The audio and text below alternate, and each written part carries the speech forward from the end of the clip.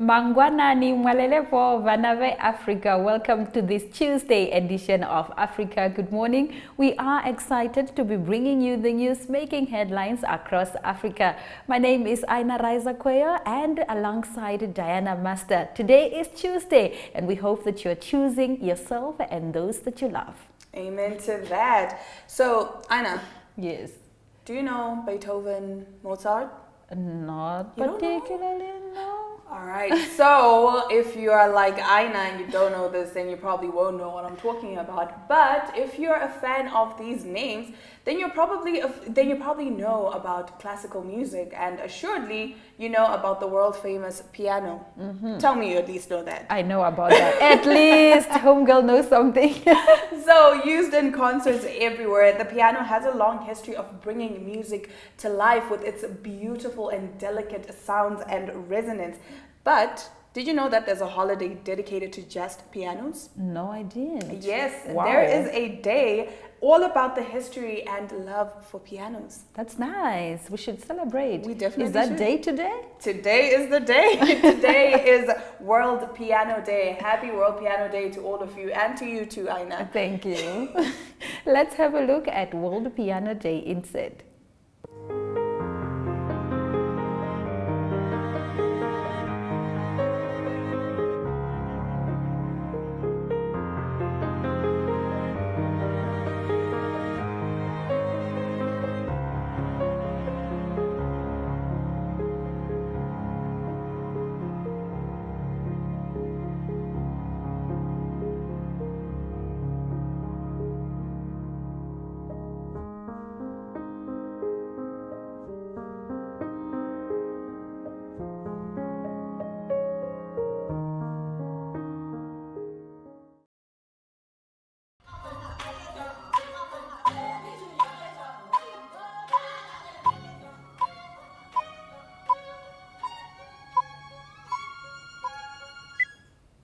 Thank you very much for joining us. Africa Good Morning is where you're at, and we start off with a Russian commander who was run over by his own tank.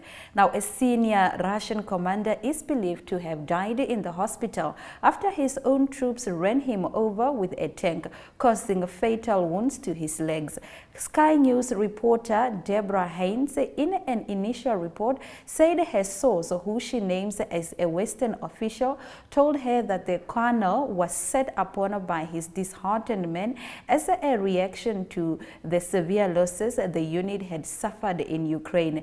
Deborah initially reported that the commander died in the hospital, but in a recent tweet she said she is getting reports that he survived but remains in critical condition in a hospital in Belarus. Western officials have said they believe a Russian commander was run over by mutinous forces during the fight in Ukraine, in a sign of what they describe as a moral challenge faced by the invading forces. Moving over to Egypt. Egypt police abusing Sudanese refugees, HRW.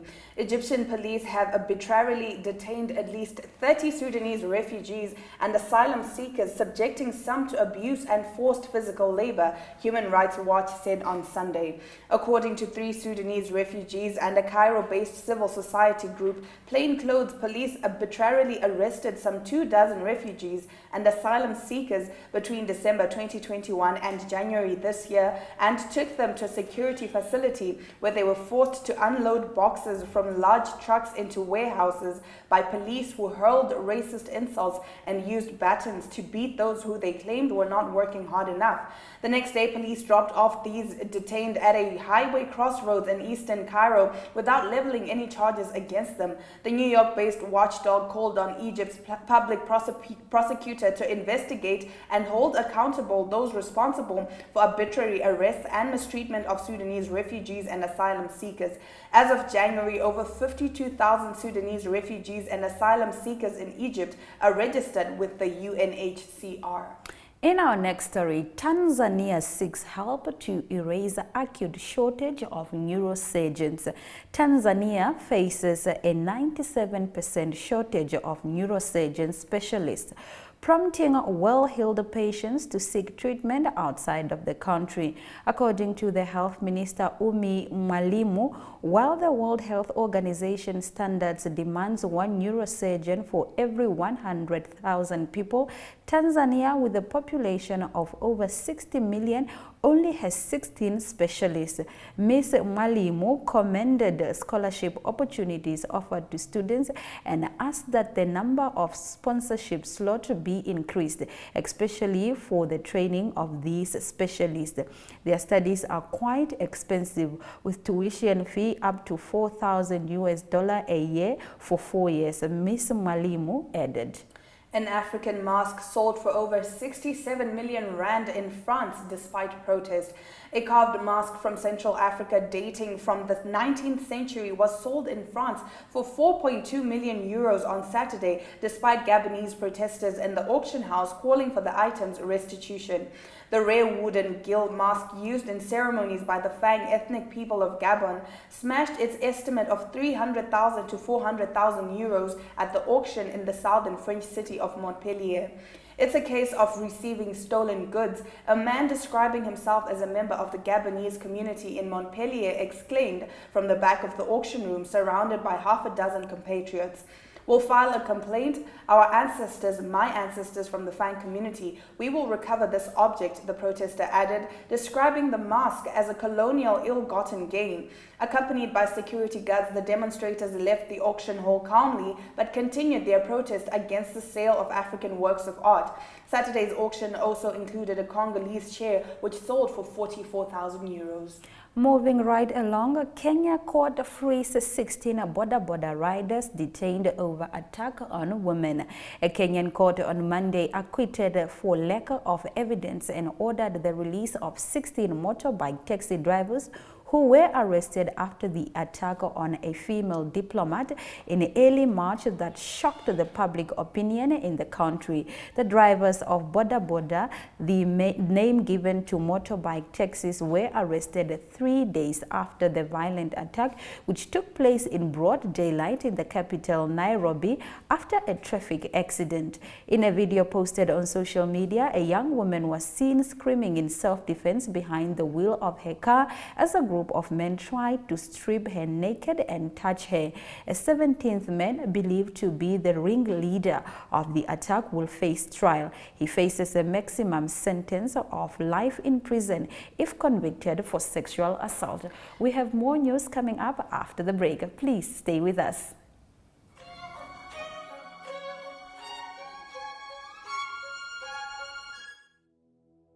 Have you received a loan from NSFAF? NSFAF loan is the same as any other loan.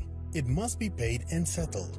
NSFAF has a set of guidelines on how you can repay your loan and become debt-free.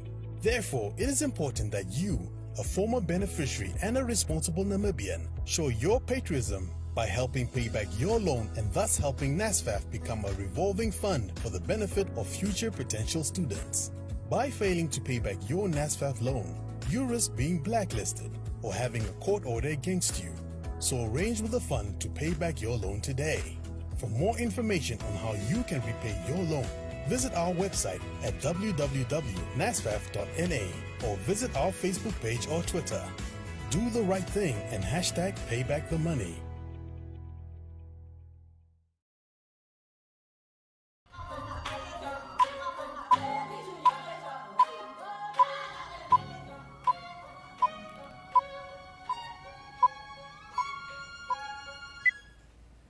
Welcome back. Moving right along with our stories, we are in Mozambique, where a number of people displaced by rebel attacks up 7% in 3 months.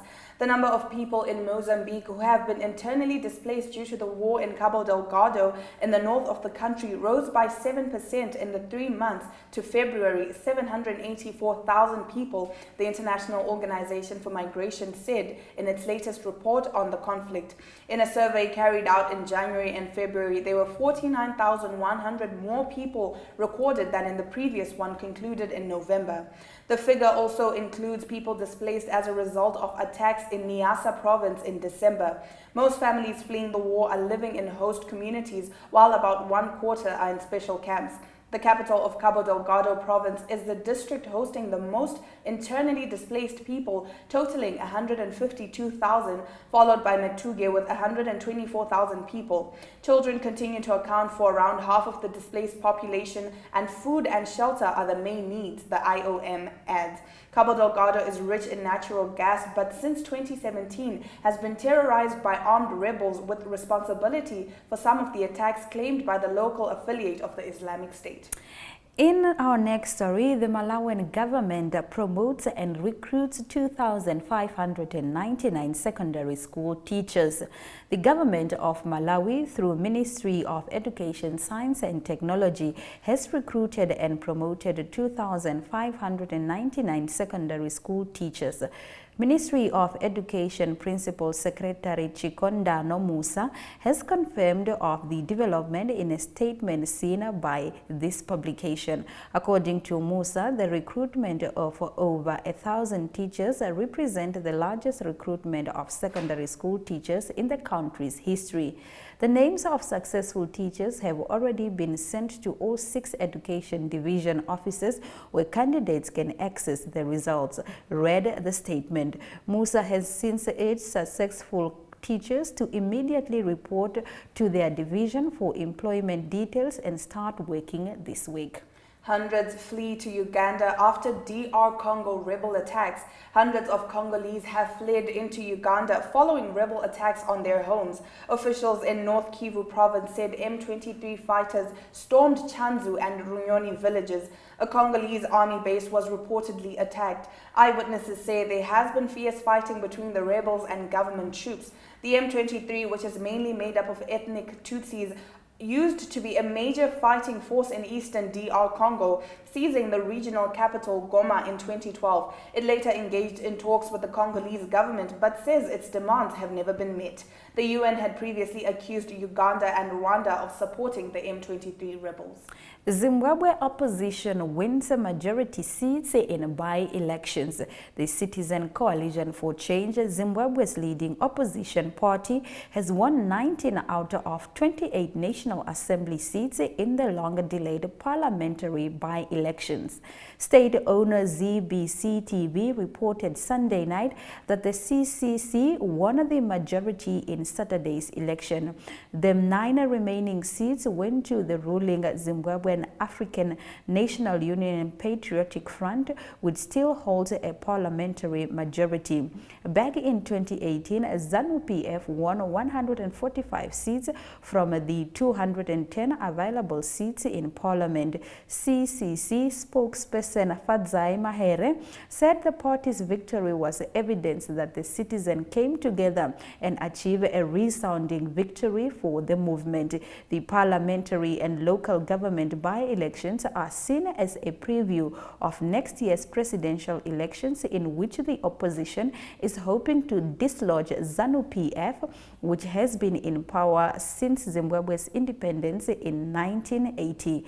Ahead of Saturday's polls, the ruling party was accused of conniving the state institution to intimidate opposition supporters. A few weeks ago, a CCC member was killed in a central Zimbabwean town after he was stabbed with a spear on his way to a CCC rally. In February, 37 of its supporters were arrested at a rally. Burkina Faso civil groups protest against French military cooperation. A coalition of Burkina Faso civil society organizations composed of more than 72 members held a rally to call for the termination of military cooperation with France. The coalition called on the new Burkina Faso authorities to end French military cooperation in favor of Russian support to curb terrorism. We contest the installations of foreign armed forces that no longer deserve our trust on our soil. We demand the cancellation of the colonial agreements that have kept us in stalemate for years, said Somalia Nana, Secretary General, a coalition of over 72 Pan-Africanist CSOs. In recent months, Russia has been making inroads to several African countries through its private security firm Wagner, with an aim of stabilizing security in the rebel and jihadist hit nations like the Central African Republic and Mali. The Faso Lagam Tabazaka coalition, which brings together several civil society organizations, according to its leaders, was created in the aftermath of the January 24 coup against President Roch Marc Christian Kabore. And those have been our stories. After the break, we have more. Please stay with Africa. Good morning.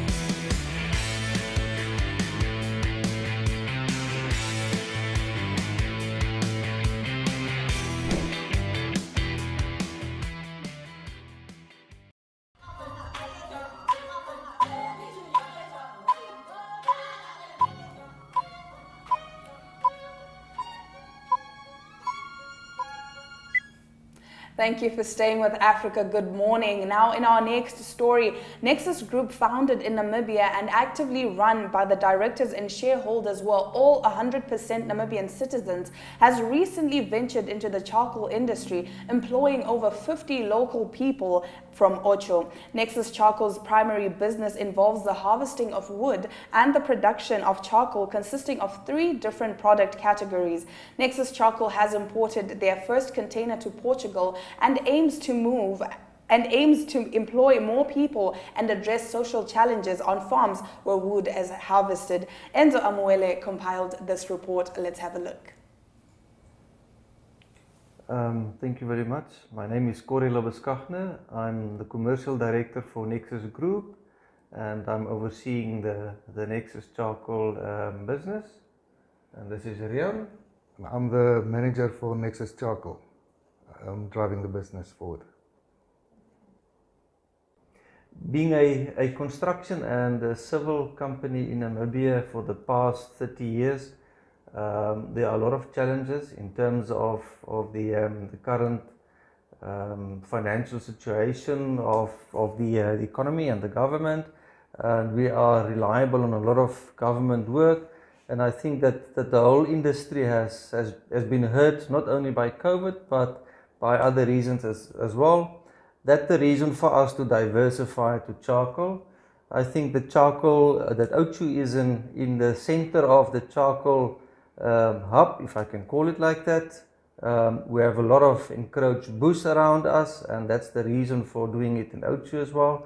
So I think for us it was a natural thought to diversify into the charcoal industry and see how we can uplift the Ochu community as well, by providing work and bringing a new business added to our group of companies to Namibia as well, and to Ochu.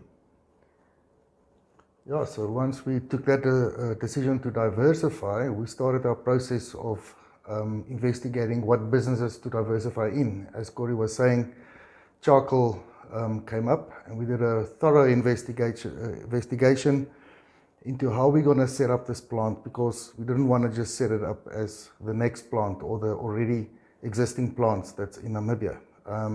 We've got a big construction background. We employ about 700 people in the construction industry, so we know how to work with people and how to operate businesses, especially remotely. And we wanted to take that advantage and that knowledge and start this business. So we started looking at charcoal about 2019. It took us a year to do thorough planning, investigation, designing of the plant, engineering of how we're going to lay out this plant. And finally, in 2021 February, we started with construction. And it took us about 6 months. We exported our first container in July 2021, our first real container to Portugal. Since then, we've just been growing and growing, obviously with the cash flow shortages or for a new business with cash flow and getting people to work and setting up your processes. It's been a slow start for us, but till to date, we're employing about 50 people in the charcoal industry, all local people here from Ochu, people that was jobless, that was standing on the streets or sitting at home, is now working for us. In the meantime, we've also started our harvesting leg, so we're planning on doing a certain portion of the charcoal that we export to harvest it ourselves, and that's also been going well. Some of the major challenges in the charcoal industry is the social issue on the farms, and we are addressing that. Rian will elaborate on that. In the factory, the dust is a major concern to all factories. With our design, we've incorporated a extraction system, and then with the export, the problem at the moment is the availability of containers. Containers is a shortage at the moment. So there's only one shipping line that's currently providing containers, and all those containers needs to be divided amongst all the producers in the country, and it creates a big problem and a bottleneck at the harbour. So Nexus Charcoal is not a only and first charcoal business in Namibia. Namibia is renowned for exporting charcoal to the world. So when we decided to enter this market, we didn't go with a onset to reinvent the wheel. I mean, there are lots of charcoal businesses here doing good business already in Namibia. So we had to really think out of the box.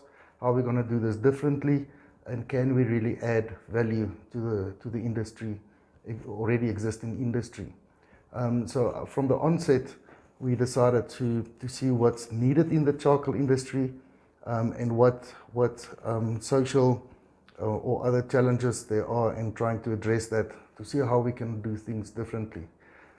We, as I mentioned earlier, we also started our own harvesting leg, where we're going to harvest our own charcoal, bring in our own charcoal, and that's where we really concentrated a lot on how we're going to harvest and what do we want to aim with harvesting of charcoal. The charcoal industry or the charcoal product is just a byproduct from what we're trying to do, and that is trying to debush the farms and restore the savanna grasslands in Namibia.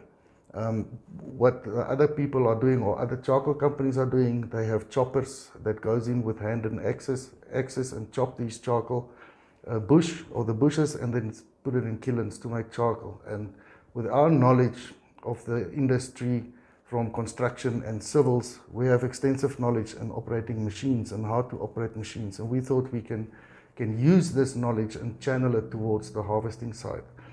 So we invested heavily in machines, and to do this more mechanically, and on a faster path. We don't want to sit on a farm for 2-3 years. We want to be on the farm and give the farmer his farm back to debush in 5-6 months and be off the farm.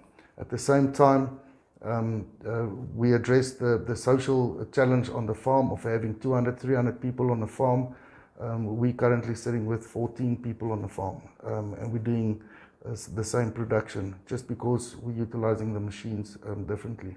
We also, together with another company in South Africa, invented or designed our own machine, which we are very excited about, to chop the wood, and that takes away a lot of hard work, and speed up our production. At the factory, we know all the challenges at the factory with the dust, and the conditions that the workers need to work in. So we try to address that by installing a dust extraction system, and then also we use and reuse the dust to make briquettes. So It's not just creating a better work environment, but also a byproduct for us.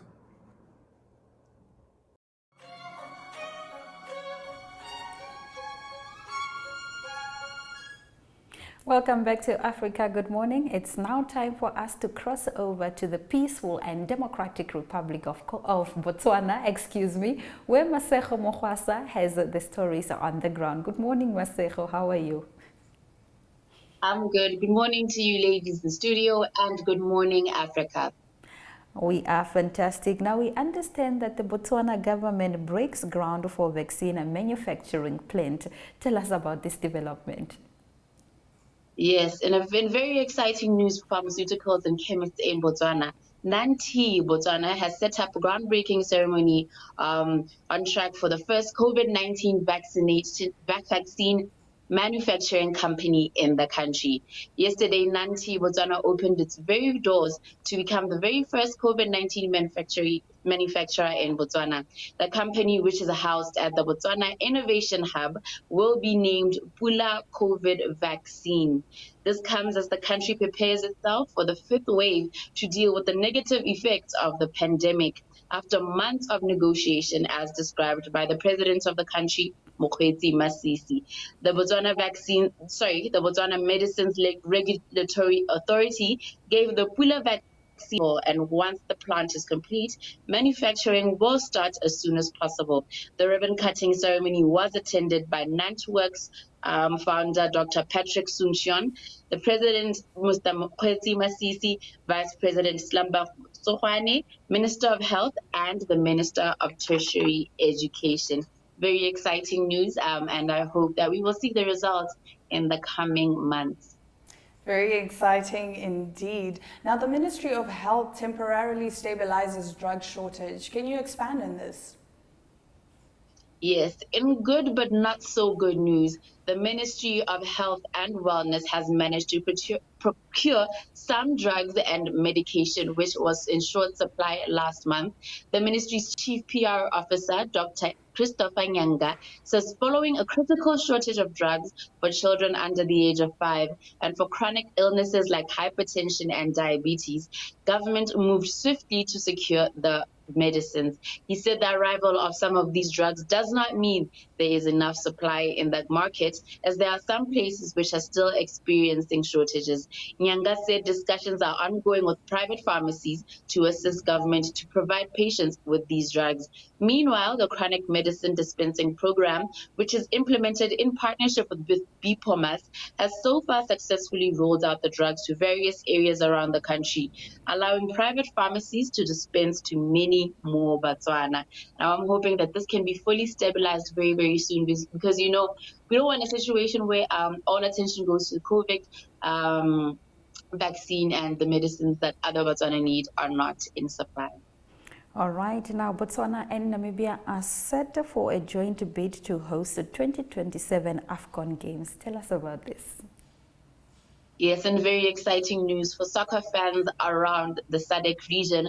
Botswana and Namibia are preparing to put together a bid to request to host the 2027 Africa Cup of Nations finals. This is said to cost the two nations a figure upwards of 100 million pula, and the two nations are said to be prepared to share the cost to bring the prestigious tournament to Southern Africa. The cost of the tournament will be more costly than usual, as now there will be 24 teams participating instead of 16. The two countries have the infrastructure between them that they can refurbish or renovate at a reasonable cost to host the games. The bid will be similar to that of Gabon and Equatorial Guinea, who successfully hosted in 2012. I'm very, very excited for this. Very good activity. I mean, it's obviously going to be good not just for soccer fans, but for small businesses in and around the areas where the matches will be held. So yes, it's very exciting news for the country, the fans, and the economy. We are very excited indeed. Masego, thank you very much for bringing us the news on the ground. Thank you so much for having me. And I hope you have survived the week. I know the cost of living has gone up so much, so happy survival. Thank you so much. We will indeed survive because that is what we do. We soldier on. Right, we will be right back after the weather. Stay with us.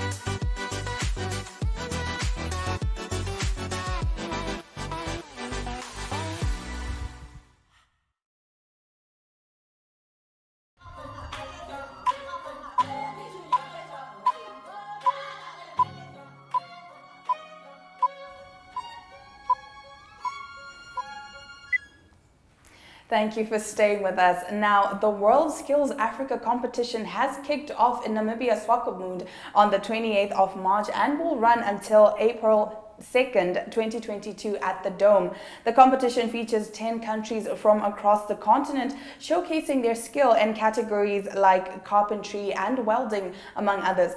Let's have a look at this clip compiled by Elizabeth Joseph.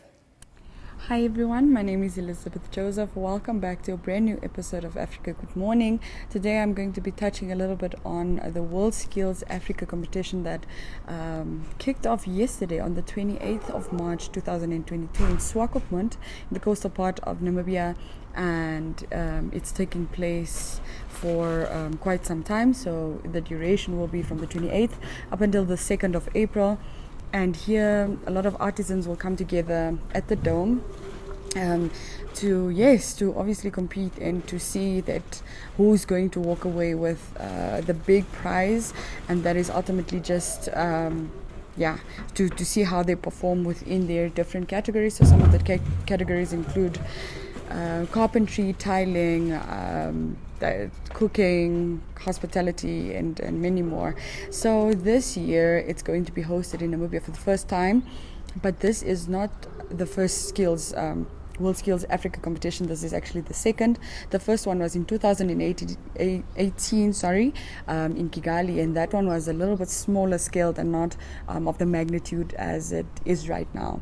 So yes, so the basis of this competition is just to allow the artisans to be able to perform and to be able to grow within their respective categories. And one of the biggest sponsors is the GIZ, and yes, of course, several artisans will come together and battle it out. So let's hear what some of the organizers had to say, and also enjoy the following slides that might help you get a look and a feel. If you aren't able to join them in Swakopmund, maybe just get a look and a feel of what's happening there and how things are going.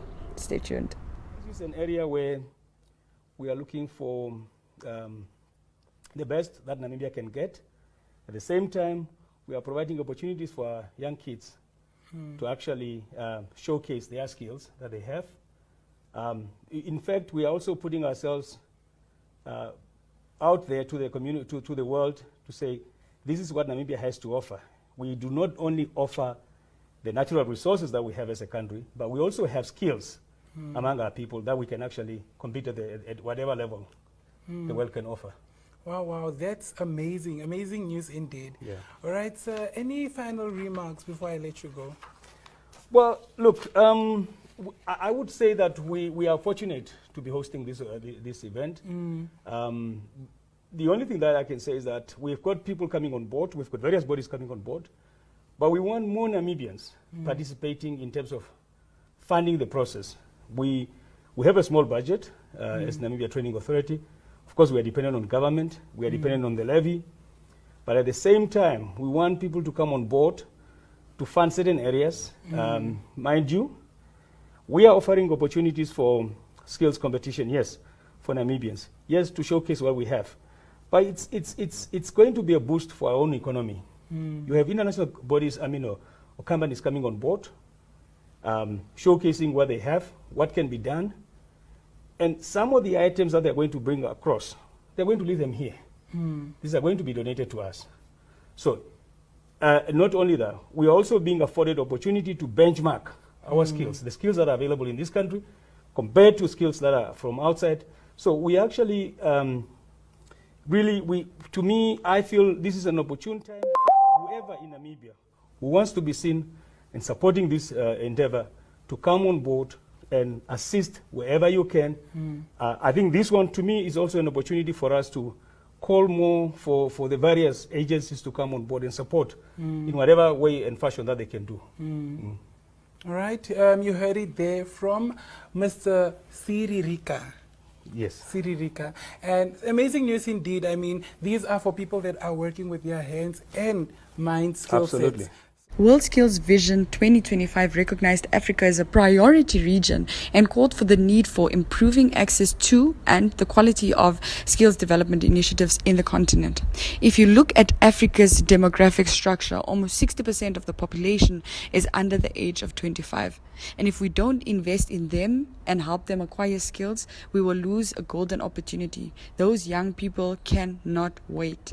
And that was a quote by Sang Kyu Lin, board member and strategic development partner for World Skills.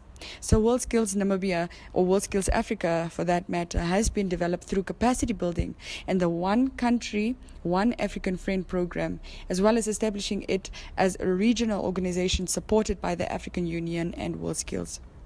So even long after the event finishes, on the 2nd of April, efforts will continue to expand World Skills Africa as a gateway for more African countries to join the World Skills movement. Bid proposals for the 3rd World Skills Africa competition will be submitted during the Skills Development in Africa meeting that will run alongside World Skills Shanghai 2022 later this year. During last week, NAB Power in Windhoek also sponsored the skills competition with 750,000 Namibian dollars towards the skills competition and allowing it to be the best that there ever was. According to Nicholas Oma, Senior Youth Advisor, Education, Science, Technology and Innovation Department at the African Union, this is one of the most important partnerships in skills development on the continent. And through the engagement of different countries in skill competitions, it is expected that TVET will be considered crucial for the development of the skills for employment and contributing to the prosperity of the countries.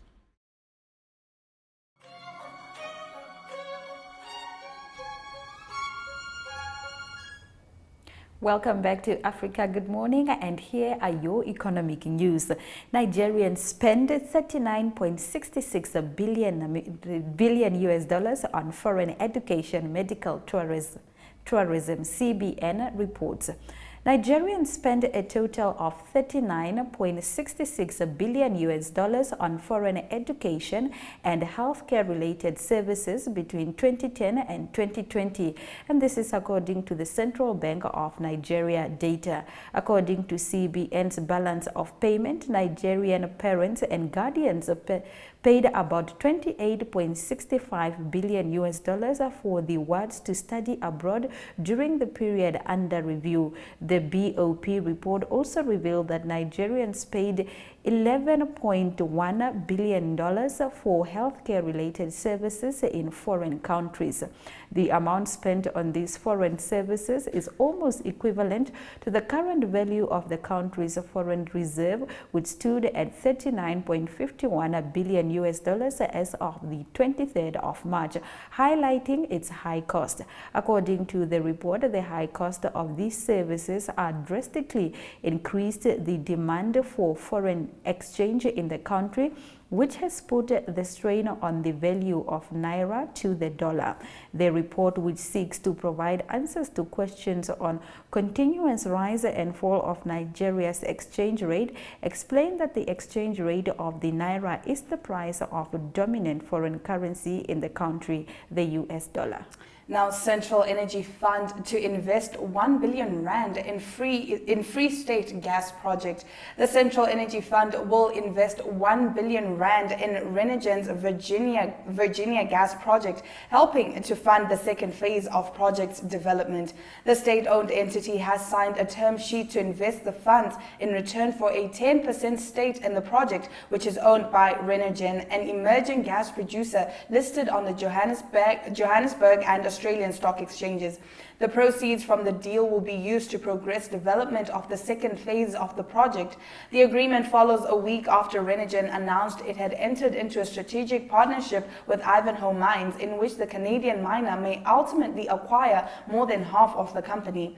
The Virginia gas project holds the first and only onshore petroleum production right in South Africa. Phase 1 of the project is at an advanced stage, with commercial production of both liquefied natural gas and helium is expected to commence next month. The CEF and Renergen have signed a non-binding term sheet signed for the SOE to acquire 10% of Tetra 4, Renergen's subsidiary company and the 100% owner of the Virginia project. Sluggish growth affecting Nigeria and other African countries. The World Bank has stressed that there is a need to boost labor output in Africa, stating that sluggish productivity growth is making the continent lag behind many developing nations. This was contained in a press release on the World Bank's website, announcing the publication of the report titled Boosting Productivity in Sub-Saharan Africa. The statement read in Part A, a comprehensive agenda to boost work output in Africa is vital for the continent's post-pandemic recovery and long-term prosperity, as well as the protection against the impact of climate change, says a new World Bank report. Sluggish growth in productivity, a key driver of growth and development, has left the region lagging behind many developing countries which have powered to prosperity on the back of productivity gains, says the Boosting Productivity in Sub-Saharan Africa report. The bank urged that effort should be made to direct resources to the most productive firms in the sectors that hold the most promise to the continent. Moving right along, Kenya's first branded car, Mobius, eyes Tanzanian and Ugandan markets. Kenya's only homegrown automaker, Mobius Motors, plans to ramp up production of its second-generation model with an eye on the regional market, including Uganda and Tanzania. The automaker, which in 2014 pioneered the production of a stripped-down car model for African roads, is betting on the spruced-up Model 2, which costs 1.5 million Kenyan shillings, about $13,000 to drive regional expansion. The first-generation vehicle is no longer in the market. Only 50 units were made as proof of concept, traveling more than 1.6 million kilometers combined on Kenyan roads. Mobius also launched Model 3 late last year, a larger but pricier sports utility vehicle with a 3.9 million Kenyan shilling or $34,000 price tag. All right, those have been our economic news. Coming up next, economic indicators.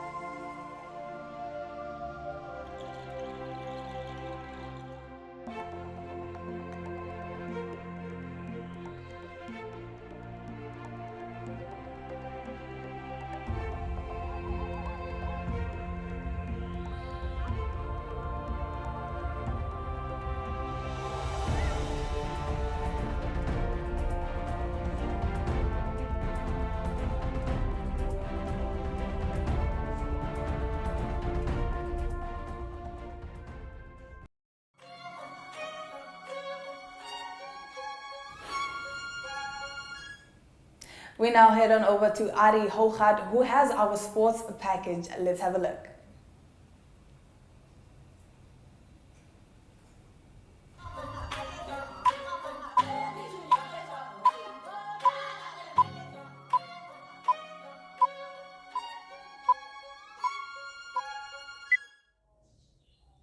Good day everyone, time for international sport, and start off with tennis news today, and it is still the Miami Open that's taking place, that is in Florida in the USA, United States of America, and it's both the men and the women that play there.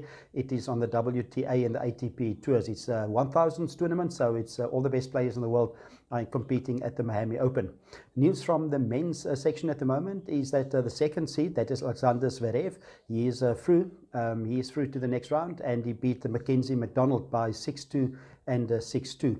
And also Daniel Medvedev, the number one seed, still also in the tournament. Good news for South Africa is that Lloyd Harris, a very talented South African from Cape Town, he's through to the next round as well. In the round of 68, he had a brilliant performance. He ousted the 12th seed, that is Denis Shapovalov of Canada. The 12th seed then out, Denis Shapovalov of Canada is out. Lloyd Harris of South Africa through to the next round. Into the women's section, and news from earlier is that Iga Swiatek of Poland, she's the new world number one, but Coco Gauff, the news is that Coco Gauff, the 14th seed of America, she's also through at a tight game against Chai Shang from China, and the score there was 7-6, 7-5 in favor of Coco Gauff. Also still very young, 17 years old, very young still, a very big talent from the United States of America. Other result quickly is the 5th seed, that is Paula Badosa. She's through to the next round. She had a win against Yulia Putintseva. And now on to some boxing news, and it's a boxing result that was quite exciting for Southern Africa and for Namibia. That was Jeremiah Nakatila that won a very big high-profile lightweight boxing match in the United States in Las Vegas, and he beat a very two-time world champion, that is Miguel Merchant from Mexico.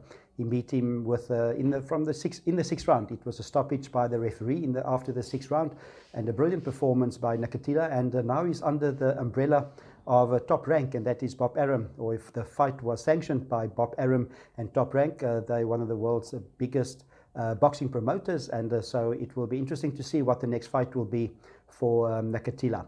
In the lightweight division, so he used to be a junior lightweight. Of course, he was the former WO Africa champ on the junior lightweight, so he's up a little bit in weight, but seems to find his feet very well there.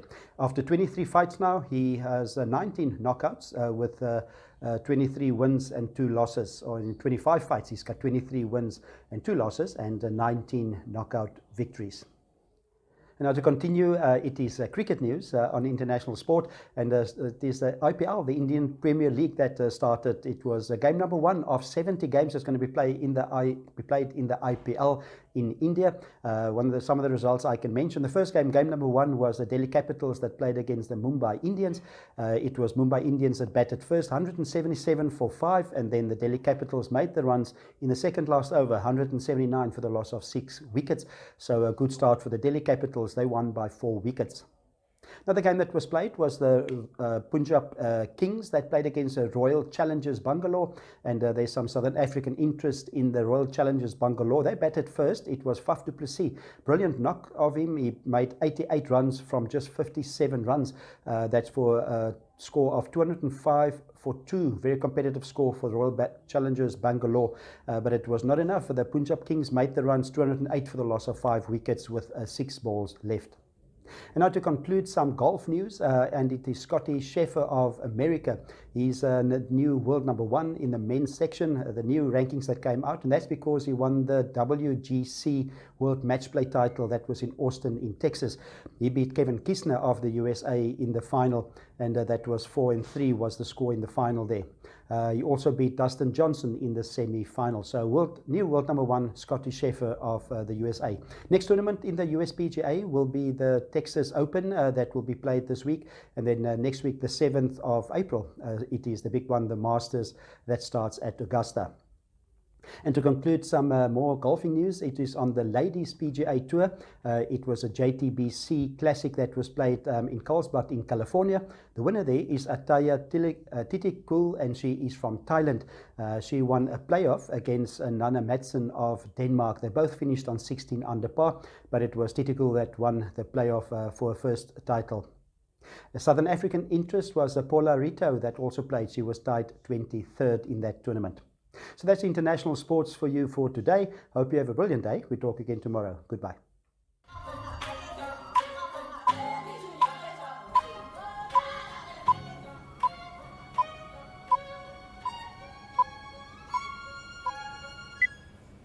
That was Ari Hohad keeping us up to speed with the latest sports news. Now, in case you missed it at the start of the show, let's have a look at the highlights.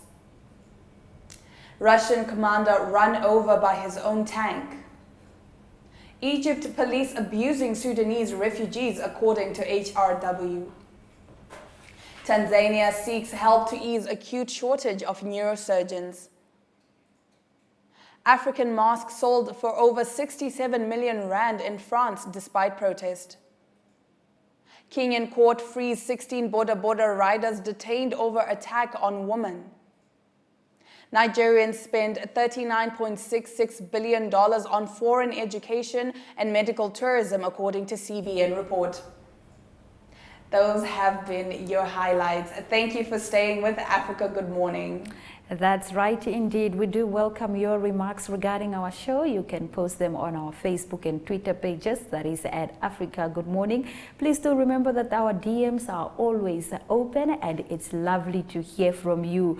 Our show repeats on a DSTV, or plays rather, on DSTV channel 285 as well as Gotv channel 94. We also have a website, it's called One Up 2. Please visit us for more content that you love to see. And on that note, it's all our love, all our light.